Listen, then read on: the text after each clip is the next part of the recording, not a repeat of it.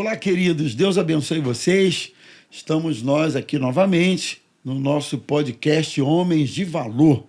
E a gente vai dar continuidade ao programa anterior, que nós falamos sobre um assunto muito importante e muito presente na vida de todos nós, que é a ética e seus desafios. Mas, compartilhe esse programa com um amigo, com o maior número de pessoas que você puder, tá bom?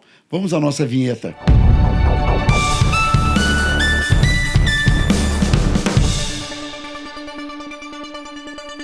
Oi, gente, Deus abençoe vocês.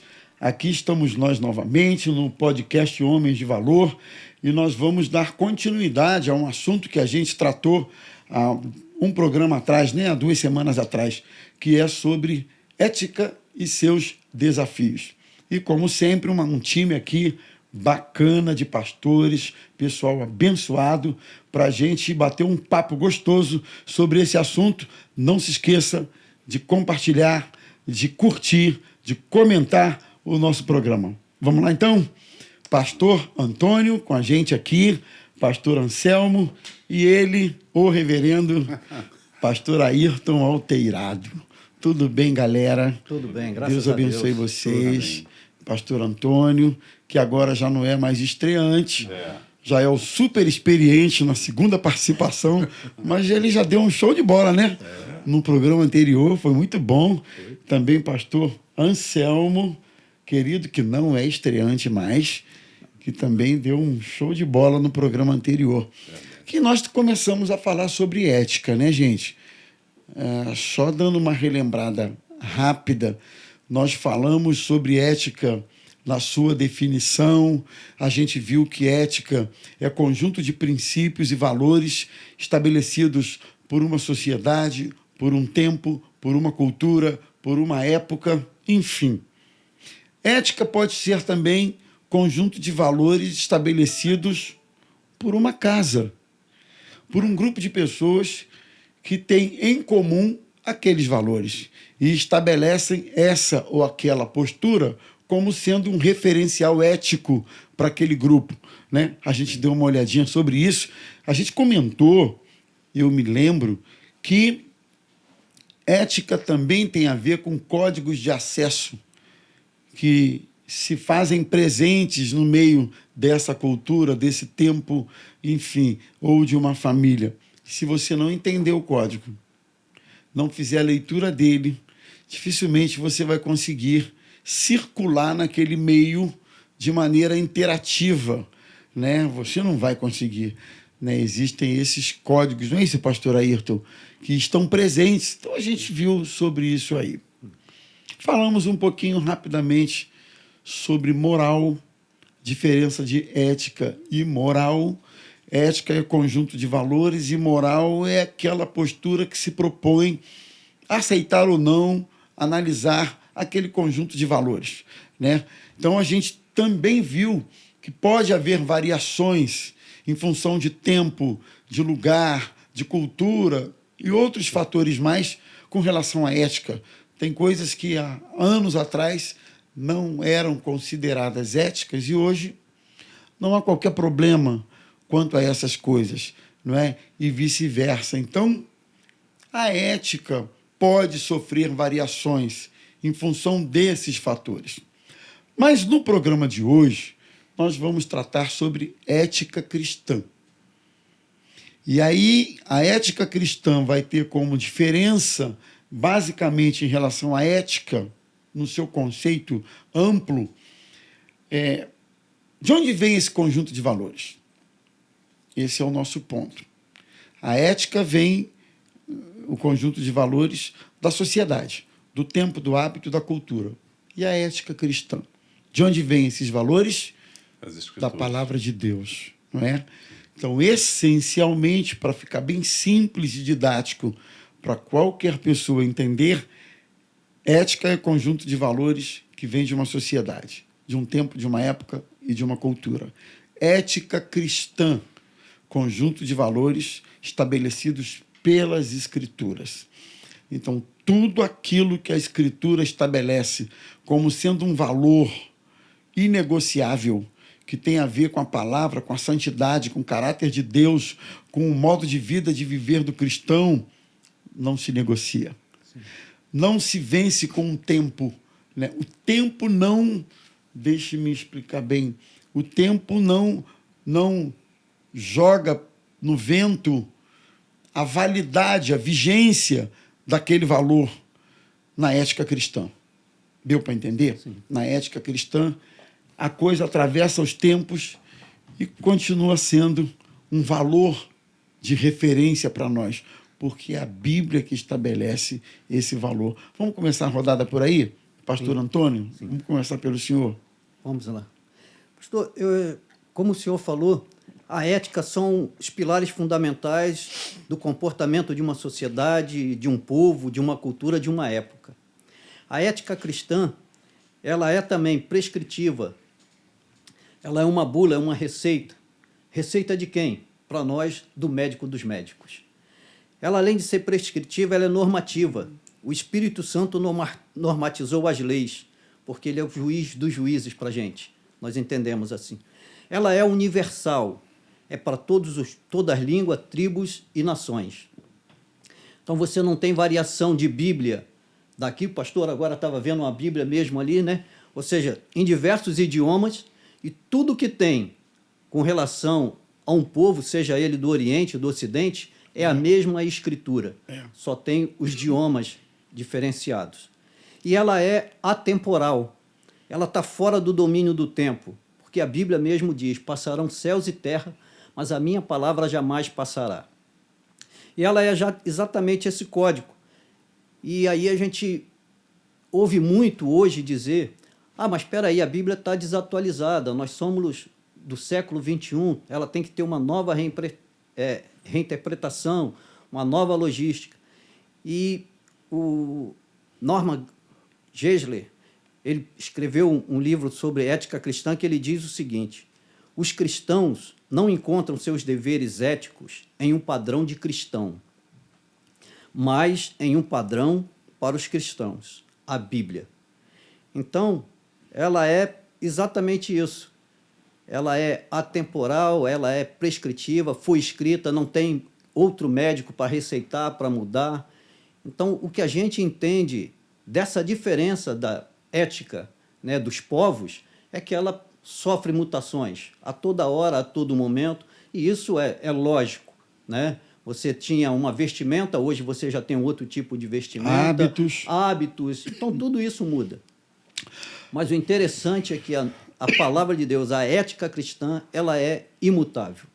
Porque ela trata de valores do próprio Deus. E o Deus é imutável. Ele é o mesmo ontem. Para o nosso bem. Para o nosso bem. E quando a gente desenvolve, a gente passa a desfrutar de uma vida saudável. Sendo ele o Criador, então ele criou um manual de como ter felicidade. Então, quando você vive esse manual, você se reencontra com o propósito do Criador para a sua vida, como família, como sociedade, né? Inclusive o termo cidadão dos céus. Não é isso? Paulo diz assim, se vós já ressuscitastes, pensai nas coisas que são de cima. Ou seja, o padrão já não é mais. Por isso que o cristão, em todo lugar do mundo, existe uma ética do lugar e ele se converte. E, há alguns momentos, essa ética dele entra em choque com a ética do lugar. Sim. Certo? Coisas que são comuns, por exemplo, cristão, afastar da aparência do mal, decência e ordem. A vestimenta de qualquer pode mudar, vestidão, não vestidão, etc. Mas decência, não é isso? É um padrão... A própria sensualidade. A sensualidade. Tem lugares que a sensualidade é bem aceita. É normal, é comum. E eles mesmo, entre eles, naquele lugar, não se chocam com Exatamente. Aquilo. Exalam a sensualidade. Mas quando você traz isso para o padrão cristão, fala, pastor. É isso mesmo. Então, os princípios das Escrituras nos fazem não só viver uma ética da nossa família, que a gente aprendeu ali certo e errado, o que é melhor ou pior, não só do nosso local, mas uma ética que transcende o comportamento para com o próximo, uma questão de você suportar o mais fraco. Então, é uma ética cristã você ajudar o próximo. Perfeito, perfeito. Agora, eu queria rapidamente apenas passar por alguns pontos que a gente considera que são desafiadores em relação à ética cristã. Algumas máximas filosóficas que a gente conhece ou ouve falar, que elas se chocam com os valores das Escrituras. Uma delas é o secularismo, não é? É essa separação entre o que é de Deus, o que é bíblico e o que não é. E alguém que é um cristão, às vezes tenta viver com esse tipo de mentalidade. Na verdade, não existe uma separação. O que eu sou, o que eu faço, o que eu tenho, o que eu falo, meu modo de viver precisa ser um só. Sim. Não é? Uma só verdade. Tem que haver uma só versão do Ayrton, do Anselmo, do Antônio, do Rômulo. Existem várias versões. Claro que a gente desempenha vários papéis nos diferentes lugares, mas o Rômulo é um só. A essência da sua ética e da sua prática também precisa ser uma só. Então, o secularismo se choca com isso aí, né? A gente viu um outro conceito filosófico, que é o antinomismo, que diz o seguinte: não há normas a serem obedecidas. Eu faço minhas normas, eu faço minhas regras. Jean-Paul Sartre, filósofo francês, ele defende esse conceito. O homem é plenamente livre. Eu sou a minha liberdade. Não sobrou nada no céu, nada certo ou errado, nem alguém que possa me dar ordens. Eu estou condenado a não ter outra lei senão a minha própria lei. Olha só o que ele disse, né? Eu sou a minha própria lei. Estou condenado. Ele mesmo, né, depois dessa fala toda soberba, né, ele acaba caindo na realidade, talvez inconscientemente. Porque ele diz: eu estou condenado a viver debaixo da minha própria lei. Então, o homem, ele é sempre servo. Ele sempre serve a alguém, né? Porque se ele sai da graça de Deus, da direção de Deus, ele não é livre. Ele vai ser servo das trevas, vai ser servo do sistema mundano. As né? sociedades primitivas, porque antinomismo, nomos é lei em grego, né? Então, a norma aí está se referindo a um sistema de leis. Imagine se isso, porque toda sociedade que passou a viver assim, ela se autodestruiu. Se autodestruiu. Por quê? Se a lei dele é essa, então, num lugar que a lei é do mais forte, ele chega e domina, ele pega seu carro, sua casa é meu. Se a lei é do meu prazer, ele chega: a sua filha agora é minha, eu sou mais forte que você, e sua filha está vindo para minha casa. Como se faz em comunidades, às vezes, mais pobres, que a polícia não consegue dominar. Né? Um traficante chega e domina, é a lei do mais forte.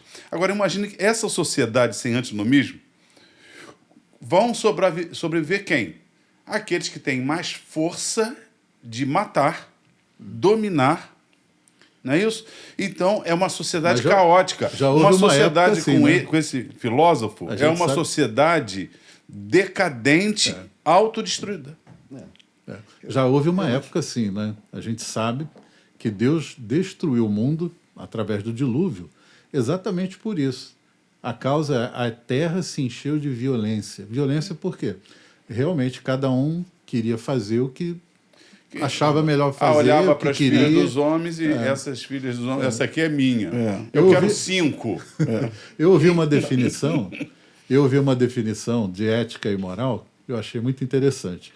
E diz assim: ética é o que você faz quando todo mundo está olhando.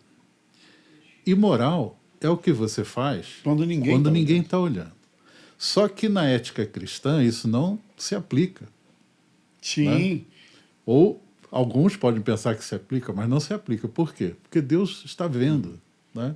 A gente não se esconde. O conceito na ética cristã é exatamente o inverso desse que você citou. A gente faz o que faz quando todo mundo está olhando e quando ninguém está olhando também. Você tem que agir coerentemente com a ética cristã. Pastor Anselmo, é a oração do salmista, no Salmo 139. Prova-me e conhece os meus pensamentos. Não, sonda-me e conhece os meus pensamentos. Prova-me, conhece o meu... Vê se há em mim algum caminho mau.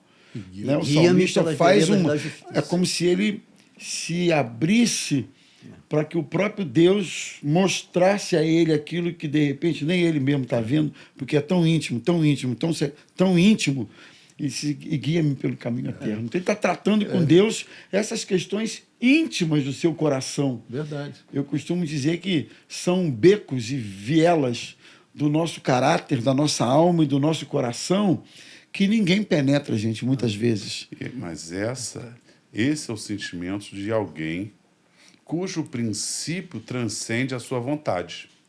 Concorda? Porque quando ele diz, sonda-me, conhece, ou seja, será que há alguma coisa em mim que se tornou natural, mas que, na verdade, não te agrada? Então, me mostra, porque eu quero acertar, eu não quero ficar num caminho errado. Então, perceba que essa coisa de a ética divina confrontar a nossa natureza pecaminosa, imagine uma sociedade em que não tem lei, que é a do Sartre. Não há lei. Eu sou a lei. Então, virou o caos. Essa sociedade vai se destruir. E agora, imagine uma sociedade bíblica em que você tem as leis, os direitos, sei lá, como na lei de Moisés, aqui a propriedade, olha só, casou, só pode mandar a esposa embora se acontecer isso. Nessa sociedade, você é seguido por respeito ao próximo. Até a questão, olho por olho, dente por dente, parece uma coisa horrível. Mas a natureza humana, se alguém tira o meu olho, eu corto a cabeça da pessoa. Eu não vou lá, tirou um olho, agora eu tiro um. Você cortou minha mão, agora eu corto... Se alguém cortar a sua mão, você pega a espada e corta, bota a tua mão aí, nada, você vai lá e mata. Essa é a nossa natureza. Deus, na verdade, quando dá a lei, não é porque ele está de mau humor e quer fazer o indivíduo ser pressionado. Ele está fazendo o contrário, está limitando a maldade do homem. A maldade do homem ela é ilimitada. Então, Deus faz uma lei para restringir a equidade e aí dá equilíbrio para que o homem responda pelo seu exagero. Não, é interessante esse raciocínio, porque quando se trata de uma lei, somente quando a questão é lei de Deus, valores espirituais, as pessoas tendem a achar isso. Deus está me cerceando de ser feliz. Esse Deus é um Deus mal-humorado, não tem senso de humor, não sabe o que é a felicidade humana. Imagina, senão ele não iria tocar nesse ponto. Não ia dizer para o homem assim, olhou para uma mulher com intenção impura, já adulterou com ela. Poxa, eu tô numa dificuldade. Então, algumas pessoas, e isso é uma mentalidade muito mais abrangente do que a gente imagina, pensam dessa forma, né? Quando Deus diz não faça, não é bom, ele acha assim, lá vem Deus de novo. O Lúcio deu uma história, e ele trabalhando e soube que um cristão recebia, né, uma propina lá. E ele foi lá, falou, meu irmão, rapaz, você é crente, dando mau testemunho. Ele virou para ele, não, Deus sabia da minha necessidade. E aí me criou essa oportunidade. Quer dizer, você veja como agora nós estamos vivendo uma época de eleição. A ideia de político, lá dos gregos, é bem diferente da nossa ideia no Brasil, não é no mundo. O Brasil tem um pensamento diferente. Por exemplo, no Brasil é comum mentir. O político ele tem o direito de mentir. E mente e diz que vai fazer. Ele é candidato a prefeito, ele diz que vai mudar a Constituição Federal. E a gente sabe que aquilo é uma mentira, ele não tem como mudar a Constituição Federal. Mas ele diz aquilo na maior naturalidade, ele mente os números, ele mente tudo. E a gente, não é período eleitoral. Quer dizer, na ética cristã, um candidato cristão, ele nunca mentirá. Se ele tem a ética de Deus, não deveria. Eu estou crendo que ele é um cristão. Na ética cristã, a sua ética está acima da ética que a sociedade pode entender assim. Aí. Aqui é normal mentir na época de eleições. O cristão vai falar sempre a verdade. Ainda que perca a eleição, ele vai falar, não, isso não é da minha alçada. Realmente mudar a Constituição da minha alçada, mas eu vou tentar mudar a lei orgânica no que for possível para termos uma vida melhor nesse município. Então, um político cristão não vai aceitar propina para votar uma coisa que ele sabe que é contra a sociedade. embora seja normal. Então, o cristão vai sofrer em qualquer lugar do mundo, porque a sua ética transcende a localidade dele. Vem de A sua Deus. ética vai se chocar Vai com se a chocar. ética da localidade, em algum momento. Transcende. Não tem jeito. E ele vai optar... Muitos cristãos morreram na história por quê? Por isso. Por isso. Por essa razão. Por exemplo, chegar lá, você agora tem que fazer o que eu estou mandando. Não, mas isso aí eu estou tirando algum direito daquela pessoa. Não, você vai fazer. Senão você morre.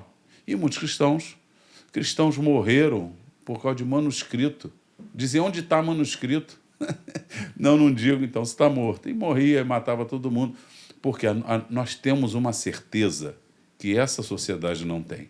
Agora, pastor Ayrton, eu também vejo, como cidadão comum, assim como todos vocês, que muitos cristãos acabam meio que se amoldando à ética do senso comum, da cultura, né? Em nome daquela máxima, mas aí todo mundo faz, mas fulano faz, e por aí vai. Então, sem perceber, é quase que um processo tão natural, né, que ele acaba abrindo mão da ética cristã, que é sua regra de fé e prática, porque vem da Bíblia, para se amoldar à ética do senso comum. Né? Isso é uma realidade. É uma realidade que a gente percebe o tempo inteiro. Bom, vamos entrar um pouquinho no Pentateuco, Êxodo, capítulo 20. Então, essencialmente, só para ficar bem didático aqui, para quem está assistindo a gente, a ética e a ética cristã se diferenciam nesse ponto.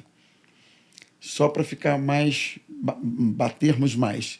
Ética, os valores vêm da sociedade, do tempo e da época, e ética cristã vem da palavra de Deus. Quando a gente olha para os mandamentos, a gente percebe, rapaz, quando eu parei para estudar, ler um pouquinho isso aqui, como o nosso Deus trata de questões éticas nos mandamentos. E Êxodo, capítulo 20, né? Vamos a eles. Vamos tratar desse ponto aqui. A Bíblia trata, por exemplo, da ética aqui em Êxodo, capítulo 20. Ética nos mandamentos. Os 4 primeiros mandamentos tratam da nossa ética em relação a Deus. É meio que dividido em grupos, né? Os 4 primeiros mandamentos vão tratar dessa ética no nosso relacionamento com Deus. Deus exige adoração exclusiva quando ele diz: não terás outros deuses diante de mim. E ponto. Deus condena a idolatria, e aí a gente também pode entender como idolatria ou adoração exclusiva a outros deuses, tudo aquilo que ocupa o lugar de Deus, né? Enfim, vamos comentar um pouquinho sobre isso, pastor Anselmo. Não terás outros deuses diante de mim, adoração exclusiva ao Senhor. Ele não divide a glória dele. É interessante que o momento histórico em que é dado, né, o Decálogo, os 10 mandamentos, ele marca a aliança que Deus está fazendo com o seu povo. Então, o primeiro ponto, se alguém quer ter uma aliança com Deus, né, é preciso realmente dedicar adoração exclusiva. Se não for esse ponto acordado logo no início, nem tem conversa mais, não é verdade? Então, o primeiro mandamento, ele é assim, o ponto de decisão de quem quer ter um relacionamento com Deus, quem quer ser povo de Deus, quem quer pertencer ao povo de Deus, né? Ele tem que concordar, ele tem que anuir com esse primeiro, é a porta de entrada. Já deixa claro o início da conversa. Ele né? é o único Deus, eu sou o único Deus, então, e eu quero a adoração. Para a gente caminhar juntos, primeiro ponto, você tem que reconhecer que eu sou o único Deus e eu não divido a minha glória com ninguém. E aí a coisa vai fluir, vai Vai. continuar. Né? Fala aí, Porque então. os 10 mandamentos é a síntese da moralidade Fez do um Novo pacto Testamento. com eles e nesse pacto ele fez os seus compromissos. Se eles guardassem, teriam bênção. Na história de Israel, muitas vezes eles foram atrás de outros deuses. Então era a história deles. E só pegar o livro de Juízes, eles iam atrás dos deuses, Deus, então tá, fica nessa situação, viravam escravos. Então, a Aí própria Deus levanta, história- olha, vocês querem mudar de vida? Eu me comprometo em fazer milagres, mas vocês vão corresponder na maneira de vocês viverem? Aí eles se consertavam, Deus ia lá dar o livramento. Então, nós não temos só um código de normas. O cristão, ele crê piamente que ele tem um pacto, uma aliança com Deus. Esse é o ponto. Esse é o ponto. Então, não é só Deus dizendo faz, não faz, faz, não faz. Primeiro, você colhe os benefícios de não cometer o erro. Ok. Mas existe um sobrenatural de Deus sobre aquela vida. Foi assim com Israel e é assim com o cristão. Porque qual a diferença de não ter os outros deuses? O Pai Nosso que está nos céus, santificado seja o teu nome. Santificado é separado, só o nome deles. O nome aí é pessoa. Santificada seja a tua pessoa. Então, automaticamente é não ter outros deuses, é não fazer imagem. E quando termina, porque teu o reino, o poder e a glória para sempre. Está dizendo, olha, é tudo teu. Você está dizendo a mesma coisa que o início da devoção das 4 primeiras partes. Ou seja, venha o teu reino, seja feita a tua vontade, assim na terra como no céu. Aí depois, o pão nosso de cada dia hoje. Ou seja, nós primeiro damos a Deus a honra que é devida, depois ele o compromisso de cuidar de nós. Isso está na história e está na nossa pessoalidade. É que não é o debate hoje, é ética cristã.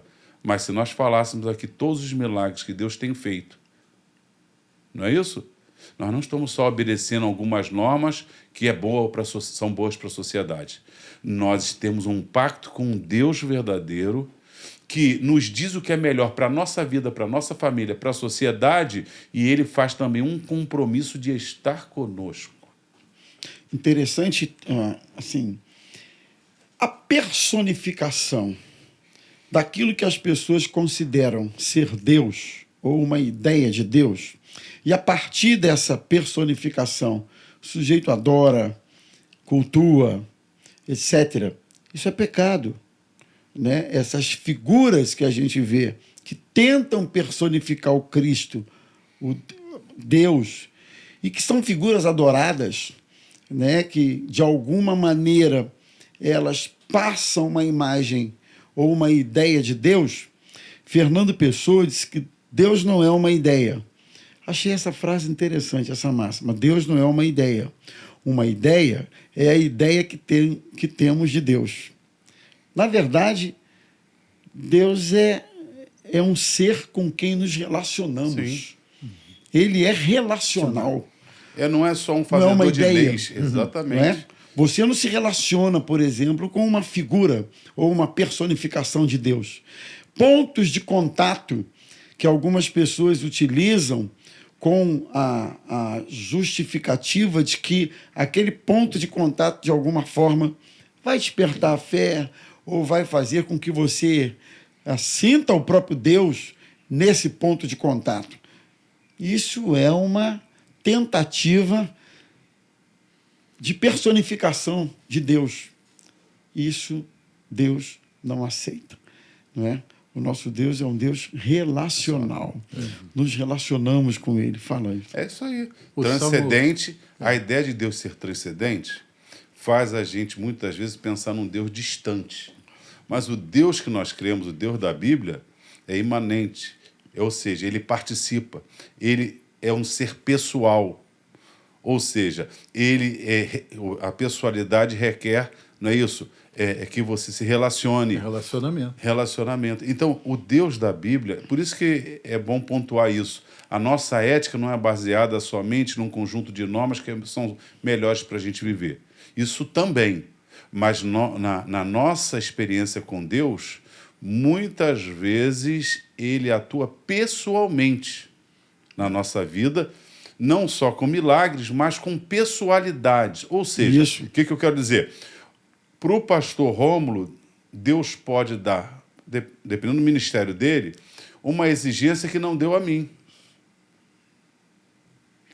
Vamos supor, ele é o pastor em uma localidade específica que tem um determinado problema. E aqui, de repente, o que eu faço numa outra localidade não é escândalo nenhum. Por exemplo, sei lá, se eu chegar com um carro zero na igreja do Meier, isso vai ser visto como normal. Mas se eu pastoreio dentro de uma comunidade muito pobre, se eu chego de carro zero, quer dizer, ter carro zero não é errado. Mas, como pastor, Deus pode falar, não compra o carro zero não, fica com o teu carro. É o dia que você for para um lugar puder ter o carro zero que você pode comprar. Mas por aquelas pessoas, você vai criar um bloqueio na sua mensagem. Pessoas que não têm o que comer e você chegando com um carro aí de 150, 200 mil. Então, por amor, Deus, pelo Espírito Santo, pode falar, olha, meu servo, olha para essas pessoas, elas não vão entender a situação. Então, a ética divina não é só um comportamento social, não. Deus trata conosco individualmente com o nosso ministério, cobra de nós coisas que não cobra do outro cristão. Essa pessoalidade de Deus faz a nossa ética ser muito mais profunda do que essa ética social, que é um código de normas que pode ser mutável conforme a sociedade ou evolua ou não, ou se dependendo do local ali social. Eu me lembrei, pastor Romulo, pastor Ayrton, do Salmo 101, que Deus fala assim, né, um salmo profético. Os meus olhos procurarão os fiéis da terra para que estejam comigo. Olha que interessante. O que anda num caminho reto, esse me servirá. Então, é o que a gente estava falando, né, de um Deus relacional, e a nossa ética é muito mais do que obedecer um conjunto de normas. É ter um relacionamento com Deus, porque Deus quer isso, né? E ele fala com toda clareza aqui, estão procurando, os olhos do Senhor estão procurando os fiéis da terra, para quê? Para que estejam com Ele, para que andem com Ele, né? E aquele que anda no caminho reto, esse me servirá. Ou seja, aquele que tem uma ética... Eu acho que esses 4 primeiros versículos que o pastor Romulo citou, dos 10 mandamentos, o objetivo é exatamente isso. Deus não está falando, olha como eu sou poderoso. Ele não precisa provar que ele é.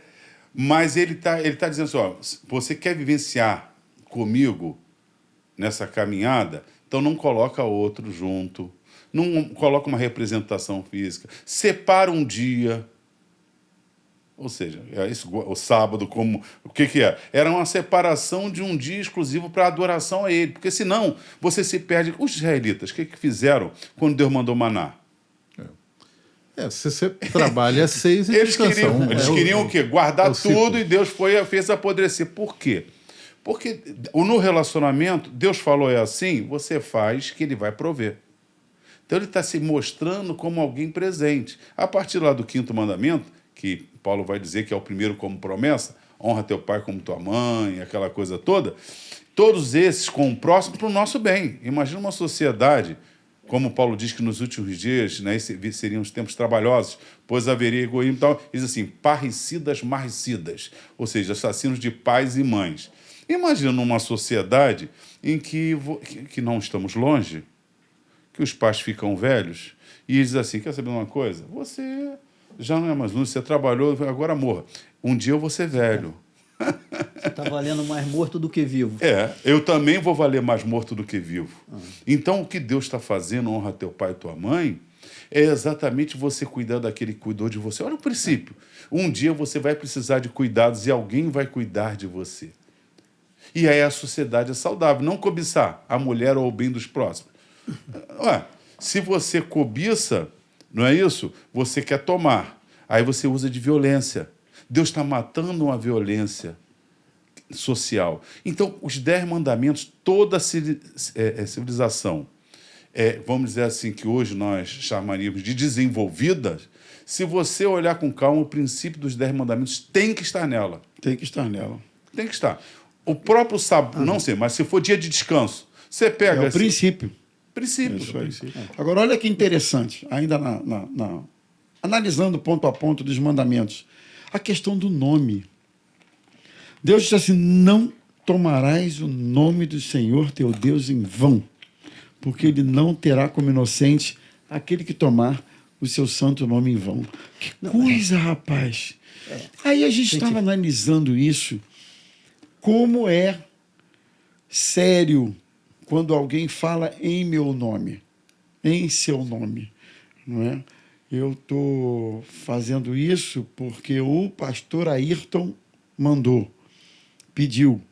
Então ele está usando sua credibilidade, seu caráter, ele está usando, enfim, tudo aquilo que representa a sua essência, a sua pessoa, a sua figura, para um objetivo, uma finalidade, uma conveniência, alguma coisa assim. E quantas vezes, acredito que vocês tenham passado por isso, alguém foi em seu nome agir de alguma maneira, você não deu autorização para isso. Você não deu liberdade para isso. Você não franqueou aquela atitude, aquela fala. E é um sentimento de indignação, mas eu não mandei você pedir nada em meu nome. Eu não mandei você fazer isso em meu nome, não é? Eu não mandei. Pastor, trazendo para o lado humano, tenho uns amigos na Marinha, trabalhei 46 anos lá, então tinha algumas pessoas que eu conhecia e eram pessoas de caráter, pessoas responsáveis, pessoas cumpridoras dos seus deveres. 30 anos, 35 anos de trabalho, sem nunca ter tido nada de contrário. Aí alguém da família pede um cartão emprestado, cartão de crédito. Ele empresta o cartão de crédito, essa pessoa faz compra e não paga, mas diz para ele que está pagando. Findou ali, quando ele vai fazer uma compra, o nome dele está bloqueado. Pô, não, o que está acontecendo? Não, o senhor tem uma dívida, o senhor está no SPC Serasa. E aí essa pessoa tem que ir, vai perguntar, a pessoa realmente não pagou, coisa e tal, e ele vai ao Serasa. Tem que entrar naquela filazinha, sentar lá, e aí, de repente, o nome dele é chamado fulano de tal. Ou seja, todo mundo que está ali sabe que aquele nome é de uma pessoa que não pagou, que está devendo alguma coisa. Meu Deus! Só que não é aquilo que bate com ele, porque talvez ali uma grande parte já tenha passado 1, 2, 3 vezes. Ele não, ele era uma pessoa totalmente responsável. Então, se ele sentiu esse choque quando ele foi chamado, imagina Deus, quando você faz alguma coisa que Deus bota o nome dele em vão. Bota o nome dele em vão, dentro, vamos botar aqui entre aspas, dentro de uma furada, né? Ah, não, foi Deus que mandou e a pessoa se atropelou, fez tudo ao contrário. Que não tem nada a ver com Cristo. Sim. Foi o que fizemos no nome dele. Ó, em nome de Jesus é isso, Jesus. Isso vai acontecer.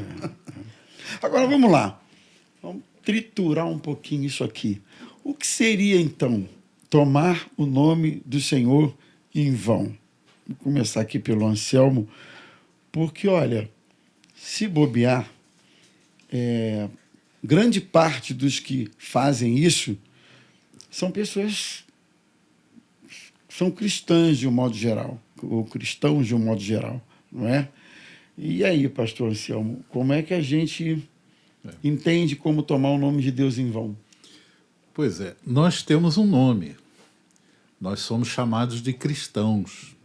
E cristãos por causa de Cristo. Então já tem essa relação do nome na nossa vida, na nossa pessoa. E eu ouvi, aliás, eu li um artigo do pastor Alderi Matos, da Igreja Presbiteriana, e ele cita lá que a teologia é a mãe da ética. E no Brasil, né, na nossa nação e na igreja brasileira, né, em alguns aspectos, essa ética ela reflete a teologia. Se a teologia é deficiente, a ética é deficiente. Então, quando nós, cristãos, né, agimos de uma forma totalmente contrária àquilo que pregamos, àquilo que o Evangelho preconiza, né, que a palavra de Deus nos mostra, nós estamos carregando o nome de Cristo, o nome de Deus, e em vão. Estamos, de alguma maneira, trazendo uma vergonha ao nome de Deus. Porque as pessoas relacionam, como o pastor Ayrton falou, muitos fazem coisas em nome de Jesus, quando Jesus não mandou fazer. Em nome da fé. Eu Em vou nome da procurar, fé. não tem. Por exemplo, vamos dar uma provocada aqui. Por exemplo, quando alguém diz assim, Deus me mandou dizer isso. Deus mandou te falar isso. Se Deus não mandou... Deus me Olha, mandou. aí, então. Às vezes a pessoa diz assim, Deus me mandou falar isso ou aquilo, que já está na Bíblia. A Bíblia aqui é no celular. Já está na Bíblia. Então, eu não preciso dizer para ninguém que Deus me mandou dizer, Que ele te se ama. já está na Bíblia. Ele já disse. Mas nesse caso, Deus até mandou Mandou mesmo, mesmo. né? Sim, mas O problema, assim, problema é quando deu Deus... para entender Sim, como sim. se aquela fosse uma mensagem, Espiritual, mística, né? não é bem essa a palavra, uma mensagem que viesse de Deus para ele de maneira exclusiva para ele entregar. Mas, na verdade, já veio de Deus através da sua palavra Sim, para ser lida, entregue e obedecida, sabe? Então, eu vejo muito por esse lado uma necessidade de legitimar uma palavra ou dar credibilidade a ela, as pessoas põem o nome de Deus na frente. E isso, de certa forma, gera um temor, né, gente? Sim. No coração de quem ouve. Isso gera o peso de acatar aquilo como, de fato, sendo uma coisa de Deus. Isso é uma E manipulação. o negócio vai mais longe. É que, em nome desse recado ou dessa mensagem, as pessoas tomam decisões na vida, não é? As pessoas, enfim, isso é muito sério. Então, tomar o nome... fala. E não é assim, uma ou duas ou três pessoas. Na verdade, todos nós conhecemos diversas pessoas que passaram a desacreditar de Deus porque Deus não cumpriu aquilo que Deus havia dito, quando Deus não disse. Foi alguém que falou, né? Então, eu falei que Deus tinha falado e não se cumpriu. A pessoa não ficou chateada comigo, a pessoa ficou chateada com Deus porque foi Deus que não cumpriu. Então, isso é muito sério, né? A Bíblia diz que a profecia, ela pode vir de Deus, pode ser humana, mas pode vir também do inimigo. Então, às vezes, eu vou profetizar para você porque eu estou sabendo de algumas circunstâncias na sua vida, isso mexe com o meu interior, comigo, e eu falo alguma coisa que vem de mim, não vem de Deus. Deus não tem compromisso com essa palavra que eu estou te dando, mesmo que seja uma palavra assim, não, Deus vai fazer isso na sua vida. Eu nunca gostei dessa história de eu profetizo para você. Sim. Profetize para a pessoa que está do céu. Nunca gostei Não. disso. Porque a Bíblia é clara, se não se cumprir, porque às vezes na emoção, você sabe que a pessoa está desempregada. Eu profetizo que você vai receber essa semana. Se não receber naquela semana, é falso profeta. E aí, o falso. Qual é a função do profeta, diferente do sacerdote? O sacerdote levar o homem a Deus e o profeta trazer Deus ao homem. Quando um profeta diz, assim diz o Senhor, ele está dizendo que é Deus, ele é a boca de Deus, e não se cumpre, é só ler Deuteronômio capítulo 18. O profeta que diz e não se cumpre, aí ele vai dizer as consequências. Então, existe, veio de uma época para cá no cristianismo brasileiro, essa coisa do profetizar. E que a palavra melhor seria abençoar, porque a Bíblia manda a gente abençoar as pessoas. Então, poxa, eu abençoo que você consiga esse emprego, que Deus supra a tua necessidade. Agora, quando você coloca isso para a pessoa, o problema não é você, é o ouvinte. Porque o ouvinte recebe aquilo como Deus falando, eu profetizo. Profetizou, vai acontecer. Aí não acontece, a pessoa se decepciona com quem? Um monte de gente hoje é desigrejado por estar com problema com Deus, quando Deus não tem nada a ver com a história. Então, É alguém usando o nome de Deus em vão e criando uma situação em que a pessoa fica se sentindo menor. Principalmente na teologia da prosperidade, né? A tua fé e você crê vai acontecer. E aí a pessoa não recebe, a pessoa entra em crise. Quer dizer, você quebra o mandamento de não tomar o nome do Senhor em vão, está quebrando o mandamento, está pecando e está sendo antiético, né? Porque você está, de alguma maneira, manipulando ou querendo passar alguma coisa para uma pessoa que não é verdadeira, não é sincera. Mas sabe né? o que acontece? Eu acho que muita gente nem faz maldade. É porque virou coisa comum. Olha, Deus vai te dar, Deus vai no seu... Você não sabe Virou um se clichê você gospel. orar e dizer assim, estou orando para que Deus te abençoe, que você consiga. Isso aí é cristão. Isso é honesto. Orar uns pelos outros, interceder. Agora, Deus vai te dar... Deus não vai deixar você passar por isso. Quem pode dizer isso? Eu não posso dizer nem para minha vida o que Deus vai deixar ou não passar. Você sabe que eu tava... É coisa de internet, né? Internet, tu sabe que nada parece ter limite. E tem um cidadão aí, não vem ao caso o nome, revela CPF, nome completo, endereço, tudo em nome de Deus. O sujeito está numa reunião, aí vê alguém e manda levantar, você não se chama fulano de tal? Ah, sou eu mesmo. Teu CPF não é tal, número esse. Ah, sou eu mesmo. E você não mora no endereço assim? Sou eu mesmo. E aí a pessoa dava aquele impacto, porque em nome de Deus o profeta estava sabendo aquilo tudo. Só que descobriram, também a coisa, uma hora alguém descobre, né? Que esse sujeito tinha lá uma equipe que ficava no estacionamento, tirava foto de placas de carro. E tem um aplicativo que, por intermédio dele, a pessoa joga lá a placa do carro e está lá o nome do proprietário, onde mora, alguns dados da pessoa. E em cima dessa informação e de uma forma muito malandra, não tem outra palavra, e mal intencionada, o indivíduo conseguia manipular 2 ou 3 e aquilo impressionava toda a multidão. Claro, não tem como.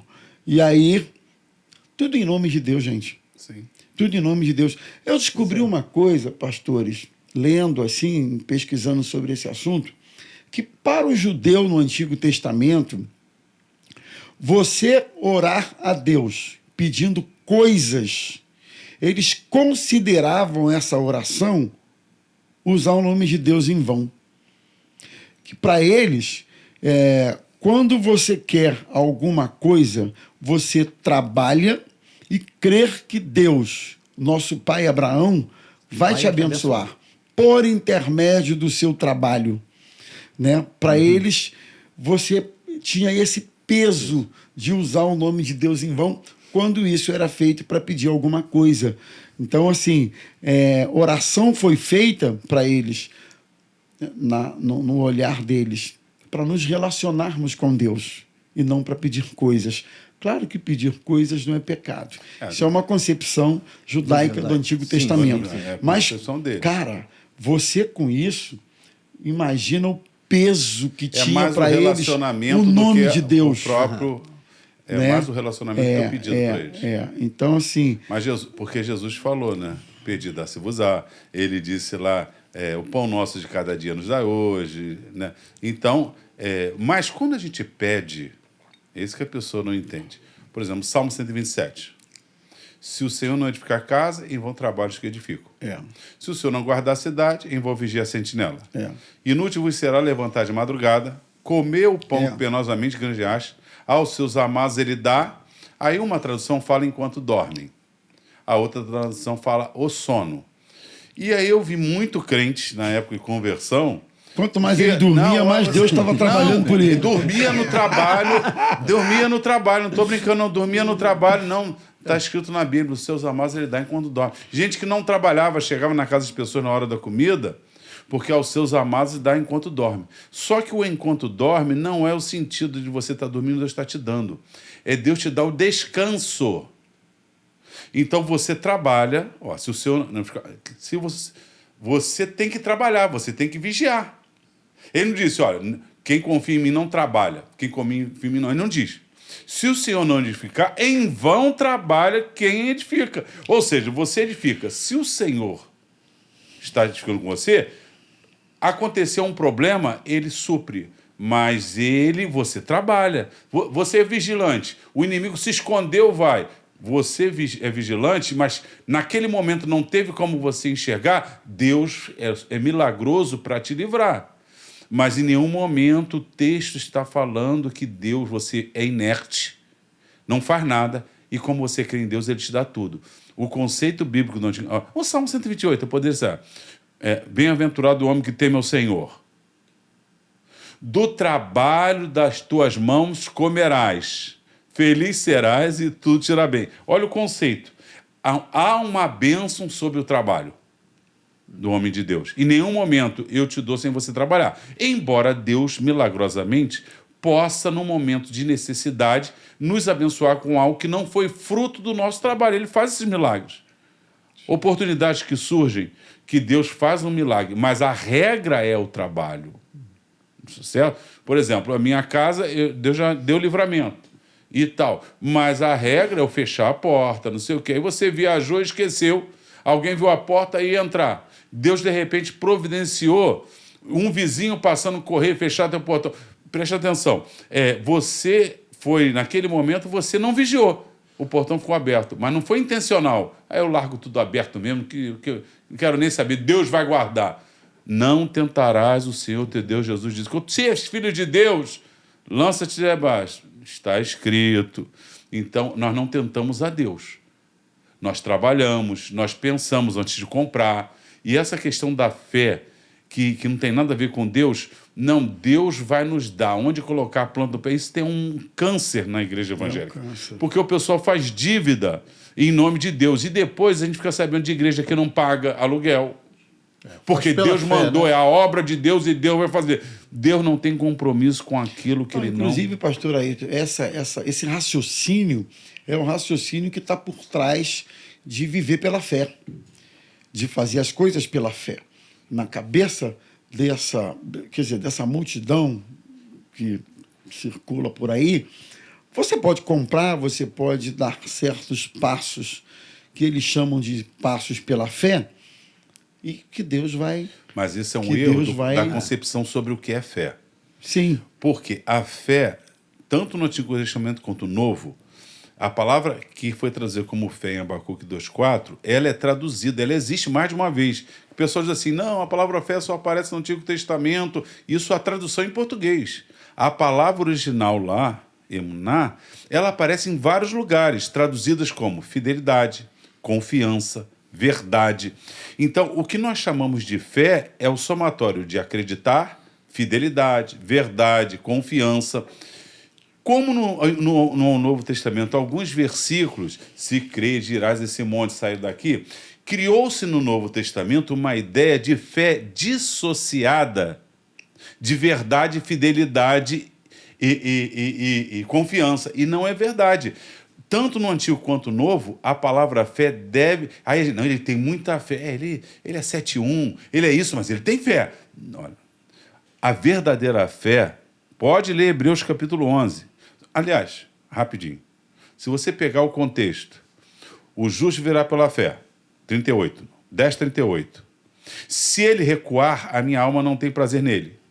Nós, porém, não somos daqueles que retrocedem para a perdição, mas dos que prosseguem para a conservação da alma. Versículo seguinte, ora, a fé é o firme fundamento das coisas... A gente pensa que o 11 está falando de uma fé... Não, quando você pega ali, ele está falando de fidelidade. Abraão, Abel, era uma fé que acreditava. Abraão creu em Deus, mas largou tudo. Não é isso? Esperou Isaac. Então, Isaac creu em Deus, Jacó creu em Deus e trabalhou e tal. Então, a ideia que nós temos, mal interpretada por muitos crentes hoje, é acreditar, que fé significa só acreditar. Então, ele diz assim, não, se você crer, vai acontecer. Não, tem a fidelidade de Deus envolvida. Deus prometeu. Você pode acreditar no que quiser. Eu posso acreditar que Deus vai me dar um carro zero quando eu sair daqui. Eu acredito. Ele falou que o monte sai daqui, sai para lá. Mas está comprometido com a palavra de Deus? Você precisa de um carro zero? Isso é uma verdade nas Escrituras? Então, o grande problema é você pensar em fé como muitos pensam, acreditar. Fé na Bíblia é muito mais que acreditar. Isso interfere diretamente na ética do indivíduo. Sim. Não é verdade, pastor? Porque se ele crê de uma maneira errada da palavra de Deus, e ele é um cristão e ele tem que ter ética cristã, se ele entende errado e pratica errado, ele está ferindo a ética, está comprometendo totalmente aquilo que ele acredito que ele prega, e isso Em vai... nome de Deus. Em nome de Deus. Porque ele está né? citando um texto da Bíblia mal interpretado. Que a gente vê a realidade do nosso país hoje e a gente pensa, poxa, a igreja evangélica é 50 milhões, ou talvez mais do que isso, mas não mudou a nossa realidade nacional, né? Não melhorou. Né? Pelo contrário. Então a gente vê, porque está tá muito cada vez mais adoecida. adoecida. Mas eu queria avançar um pouquinho, Por isso que é oportuno, gente. né, pastor? Esse tema é muito, a gente falou muito importante. da ética em relação a Deus. Mas os 6 mandamentos seguintes, ele vai tratar da ética em relação ao próximo. Né? Vamos pontuar aqui cada um desses. Honra teu pai e tua mãe.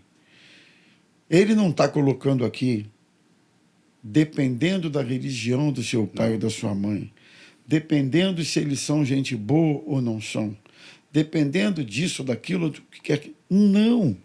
Esse mandamento, que é um mandamento com promessa, manda honrar pai e mãe.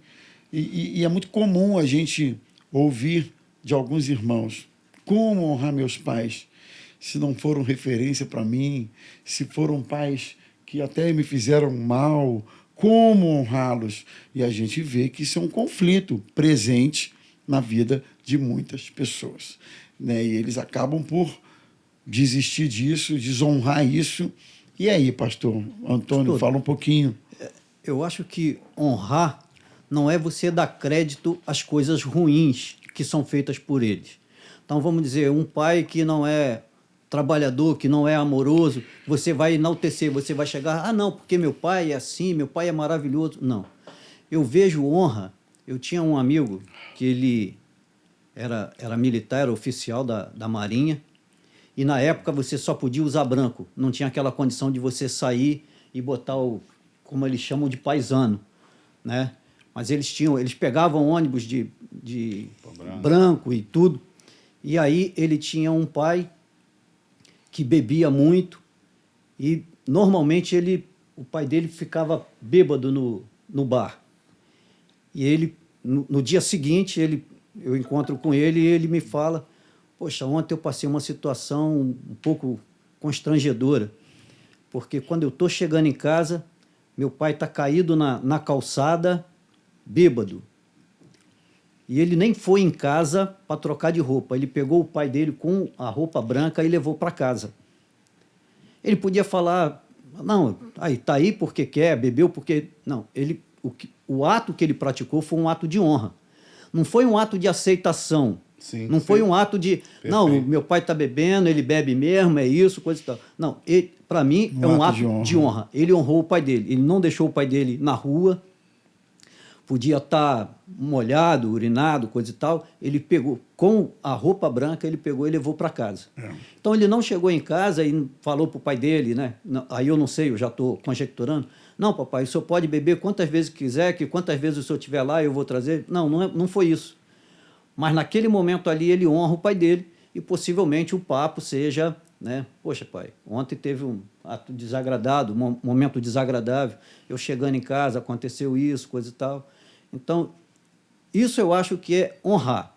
Honrar é você tratar os seus pais, honrá-lo, mas não aceitar, bater palma para as coisas erradas que eles fazem. Claro, entendeu? Claro. Bom, aí na sequência, não matarás. Uma outra questão que também a gente ouve quase que constantemente: mas matei por legítima defesa.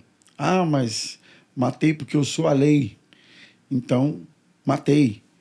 É a lei, sei lá, um policial. Enfim, são questões que esbarram na coisa da ética também. A gente tem que entender o seguinte: esse não matarás, ele cai mais no não assassinarás. Porque o próprio Moisés, mais adiante, quando eles com o bezerro de ouro, o Moisés desce e eles matam um monte de israelita. Sim. Por quê? O que acontece é o seguinte: quando um Estado, por exemplo, um policial, não é ser grupo de extermínio, quer dizer, tem muita bandidagem, eu vou diminuir o número, não é isso. Imagine um assalto em que o Estado não te dá o direito de defesa, de você pegar e sair matando. Ele diz assim, olha só, você não vai ter arma, eu vou te proteger. Você paga imposto, eu te protejo. E aí, naquele assalto, há uma senhorinha lá, o bandido com a arma na cabeça que vai dizer que vai matar. O policial está aqui e tem que tomar uma decisão. Ele vai, mata o bandido. Ele não está matando o bandido no sentido de assassinar. Ele está salvando a vida da mulher.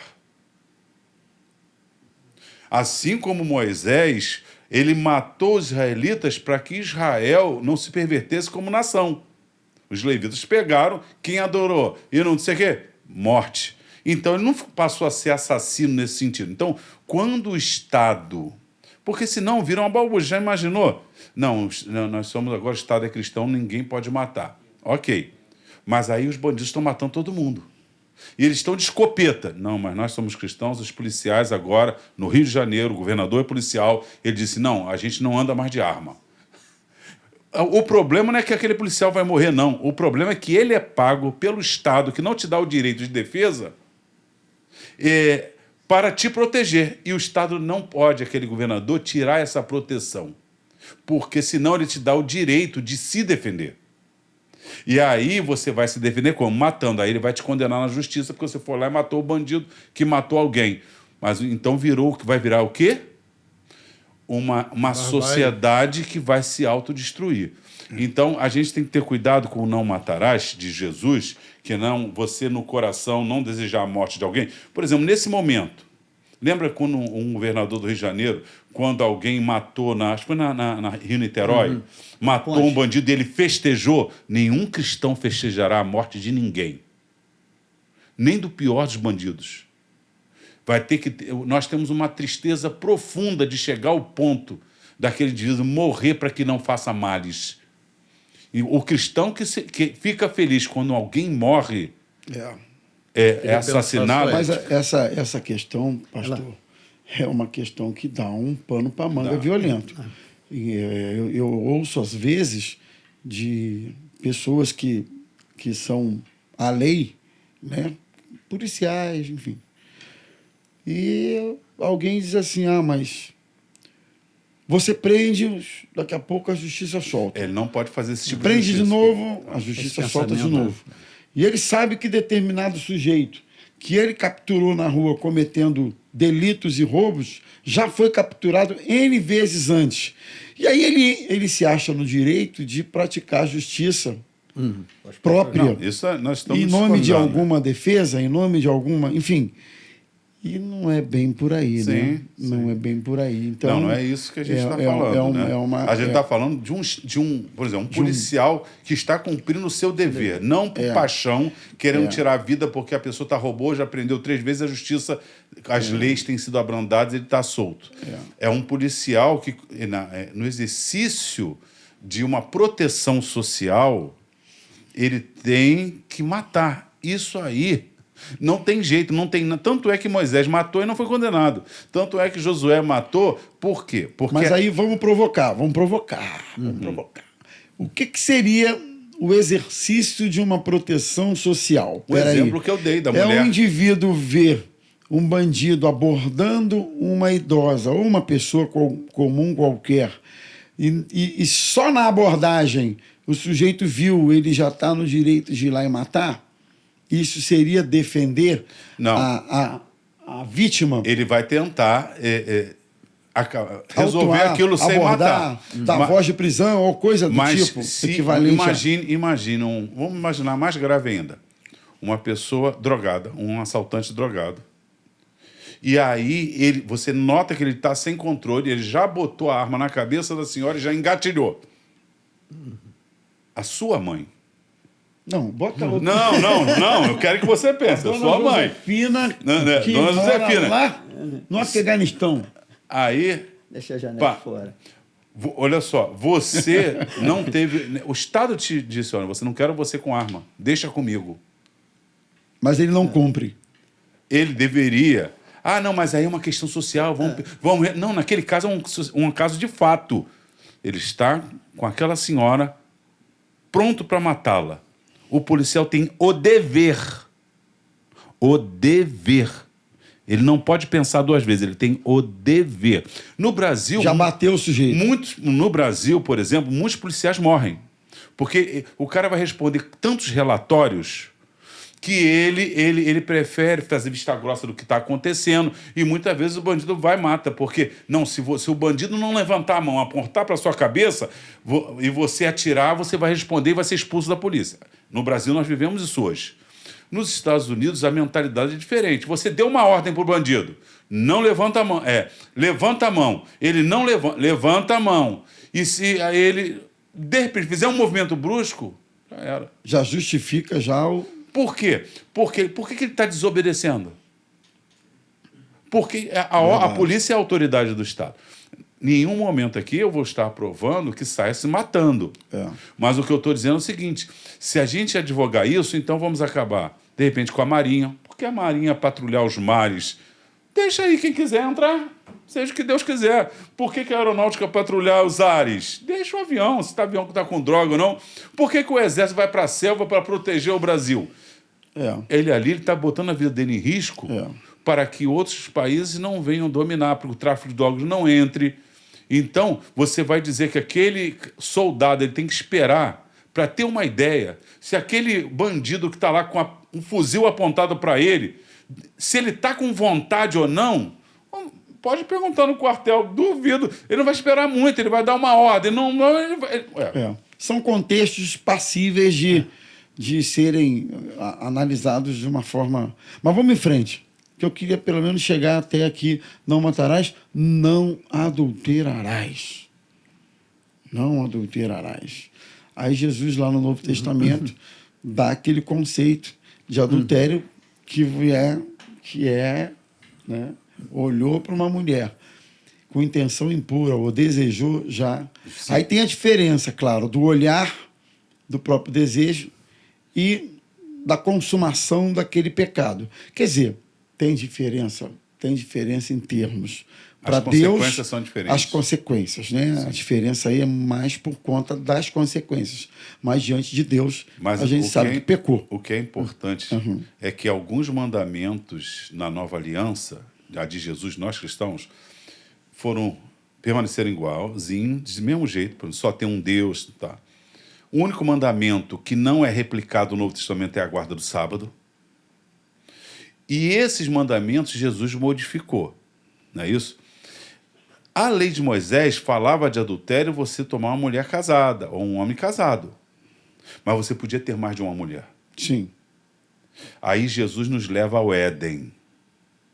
Eu, porém, o digo... Tá, aí, quando pergunta, ele diz assim: como foi no princípio? Deixará o homem, pai e mãe... Repare que o não adulterar de Moisés não é o mesmo de Jesus, não é só porque... na intenção do coração, não. É que Deus, na nova aliança, nos restaurou ao projeto original. Lá não havia o pecado de tirar a vida do outro por assassinato. Não havia o pecado de ter mais de uma mulher, de cobiçar o bem dos outros. Então, quem pensa assim, não, nós guardamos os 10 mandamentos. Não. Nós guardamos os mandamentos que na nova aliança... foram reafirmados, foram modificados... Ou ampliados, né? Ou ampliados. Jesus ampliou alguns, sim, né? Sim. E isso foi dito pelo próprio Moisés que entregou a lei. Deuteronômio 18:15, ele diz assim: o Senhor teu Deus levantará um varão, semelhante a mim, dos filhos de Israel, a ele ouvirei. Tanto Pedro, no seu discurso, diz que ele está falando de Jesus, quanto Estevão diz para os filhos de Israel que ele está falando de Jesus.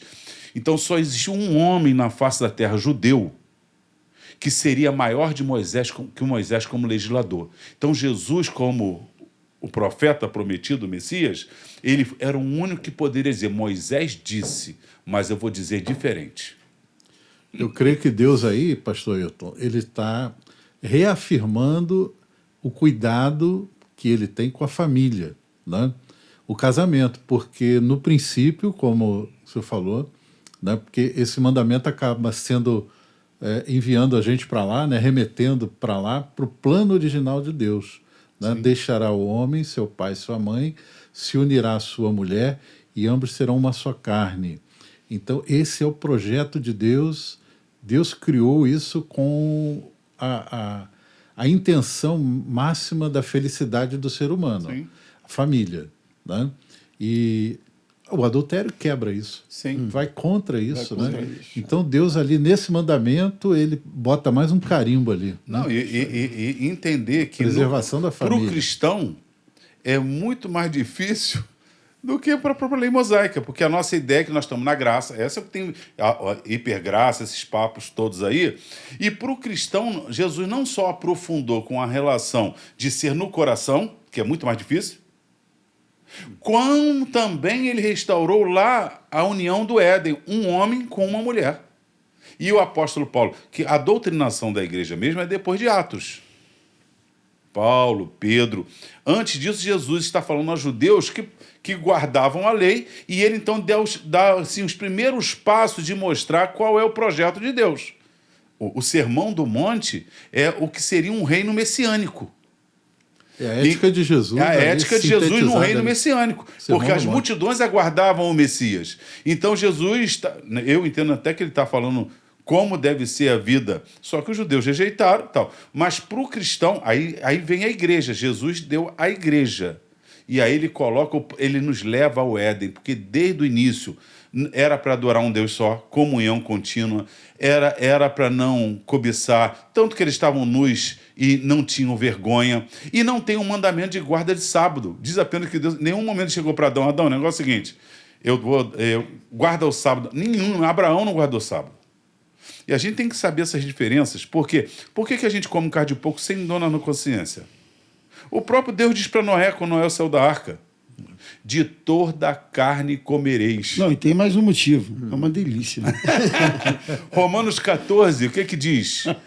Romanos 14 diz, um que de tudo pode comer, E outro... o fraco come legumes. Então, o que é de tudo pode comer? Pastor Ayrton está legislando por causa do sanduíche de pernil. Foi o sanduíche de conhece pernil da sabe, igreja né, do Sabe de Recreio. onde vem. Só quem conhece sabe. Pode ser que naquela multidão que foi lá na festa, alguém chegou, é carne de porco? Ah, não vou comer não. Vamos em frente. Vamos. Não dirás falso testemunho contra o seu próximo. Coisa também terrível quando você fala sobre alguém ou que alguém cometeu alguma coisa, fez algo que não é realidade, que não é verdade. Isso é muito sério, né? Sim. Você falar mal, não sei se a expressão melhor seria falar mal de alguém necessariamente, mas você atribuir a alguém uma determinada falta que a pessoa não cometeu. Isso é muito sério. Falso testemunho. Você não fala. Jesus, no Sermão do Monte, diz isso. Ele fala assim, não jurareis, porque era confirmar, nem pelo céu, nem pela terra, nem pela cidade de Jerusalém, que é a cidade do grande rei. E aí ele vai dizer o quê? Que a nossa palavra seja sim, sim, não. Sempre a verdade. Então, falso testemunho, não. Você até é a favor que o Anselmo mereça aquilo, mas em nenhum momento você vai fazer um falso juramento sobre o pastor Antônio para que beneficiar o Anselmo. O cristão, aí que a ética cristã ela é maior. Eu tenho um amigo que perdeu uma ação, ele tinha uma ação grande contra um frigorífico, ele é engenheiro, e o advogado ele tinha que alegar que ele comparecia 3 vezes por semana no frigorífico, só que ele ia 2 vezes só. E não tinha como provar, porque ele ia lá sempre, então bastava ele dizer para o juiz. E aí chegou na hora e o advogado, olha só, a causa está ganha. É só falar. Iam ter que pagar, sei lá, 15, 20 anos de INSS para ele. Eu não sei, E aí, na hora, o juiz perguntou, quantas vezes o senhor compareceu ao frigorífico? Ele disse, 2. Ele perdeu a causa. E se ele dissesse 3, ele ganhava. Porque aí tinha um vínculo empregatício. E eram anos que iam ter que pagar o INSS. E dificilmente alguém saberia Não saberia. que ele mentiu. Não saberia, porque não tinha como. Como é que é um testemunho? Aí, pastor Ayrton, vem o que eu chamo de a ética da consciência. Porque a consciência também regula sobre a ética. Como não? não é? Sim. Numa hora dessa, era só dizer 3, se dá bem e está tudo certo. Agora, mas a pior, ou melhor, ou a ética mais eficiente que pode existir é a ética da consciência. Agora, você acha que o advogado dele ficou feliz? Ele Claro que leva não. de 10% a 20% do valor. Claro que não. Claro que não. E por último, não cobiça nada que é do teu próximo. Nem mulher, nem boi, nem nada, nem casa, nem nada, nem jumento, nem coisa nenhuma que pertença ao teu próximo. Não cobiçarás. É Eu aquela coisa do... Fala tudo Eu isso. acho que hoje, isso aí a gente tem que ficar só com 9 mandamentos só, porque isso daí não dá para hoje, não. Porque hoje em dia, com a globalização, né, você vê uma coisa, não, eu já quero. É tudo que a gente fala, né? Eu quero, eu posso, eu devo, né?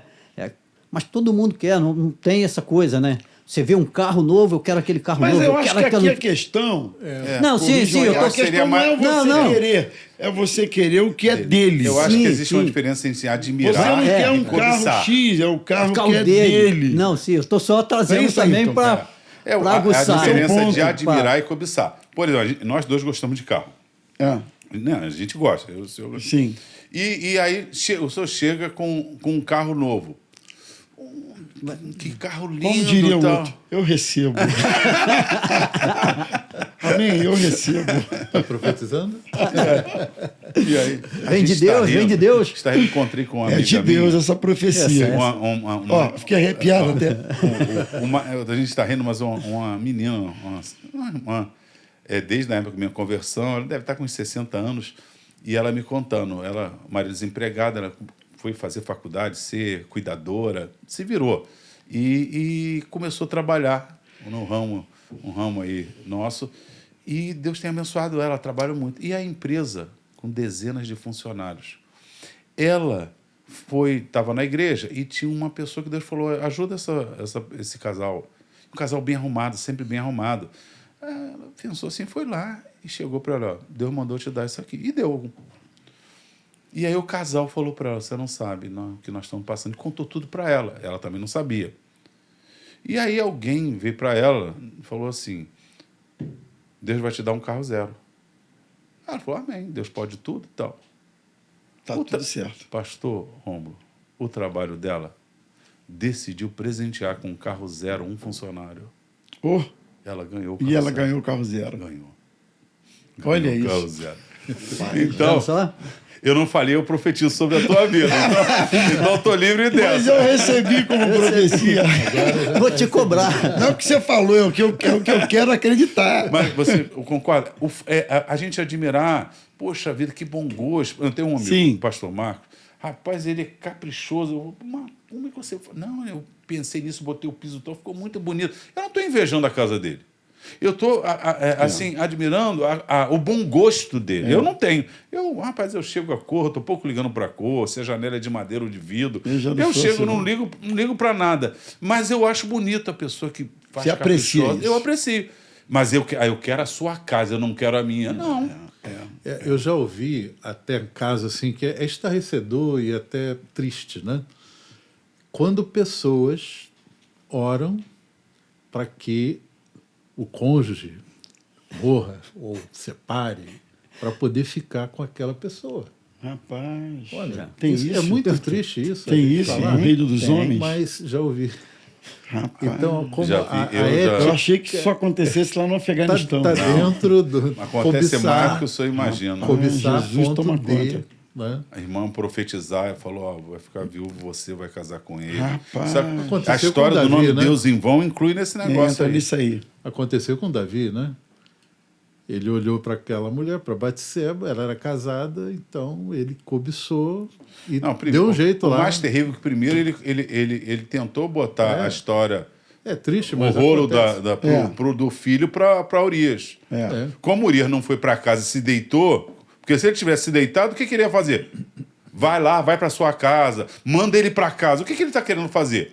Que Davi, que Urias, porque na época não existia DNA, Se nascesse com a carinha do rei, o Urias ia pensar, que bom ter uma pessoa parecida com o rei na minha casa. Ele nunca ia imaginar que era filho de Davi. Era filho de Davi. O processo de Davi ali é horrível. Bem, gente, acho que por hoje é o que a gente tem.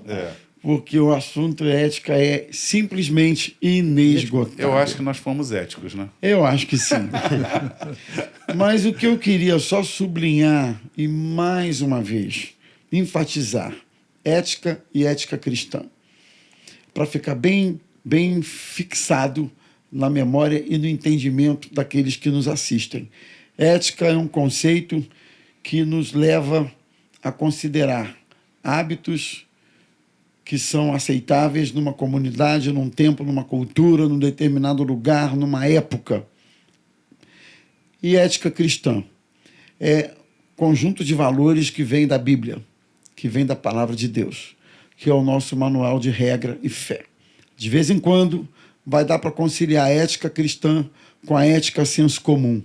De vez em quando, a gente vai ter que ficar com a ética cristã em detrimento dessa. E talvez isso possa trazer algum prejuízo, algum dano, alguma perda, humanamente falando.